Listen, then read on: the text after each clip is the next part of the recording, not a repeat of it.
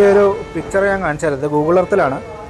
ഇവിടെയാണ് ആ പുഴയുടെ ഉത്ഭവം. ഇത് കണ്ടോ, ഇതാണ് ഉത്ഭവം. ഇവിടുന്ന് പൊട്ടി വന്നിട്ട് ഈ പുഴ ഒലിച്ചു വന്ന് ഈ കല്ലും മണ്ണും പാറയൊക്കെ കൂടെ വന്ന് ഇതാണ് മുണ്ടക്കൈ. കേട്ടോ, മുണ്ടക്കൈ എന്ന് പറയുന്ന സ്ഥലത്ത് ഈ കാണുന്ന വീടുകളും ഈ പുഴയോട് ചേർന്ന് ഈ കാണുന്ന വീടുകൾ അതൊക്കെ അതിൽ ഒലിച്ചു പോയി. ഇവിടെ കണ്ടോ, ഈ പുഴയോട് ചേർന്ന് എത്ര വീടുകളാണുള്ളത്.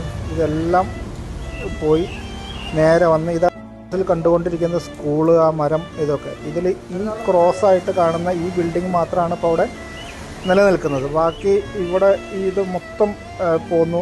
ഈ കാണുന്നതാണ് അവിടെ ഒലിച്ചുപോയ പാലം. ആ പാലം, ഈ കാണുന്ന അമ്പലം, ഇതെല്ലാം പോയി.